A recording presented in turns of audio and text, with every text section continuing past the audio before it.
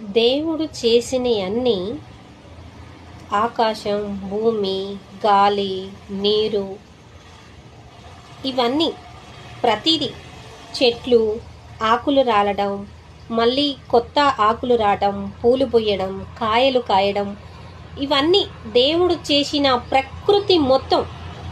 జంతువులు కానివ్వండి, పక్షులు కానివ్వండి, ప్రతిదీ దేవుడు చేసిన ఈ ప్రతిదీ అలాగే చేస్తున్నాయి, ఏది మారట్లేదు.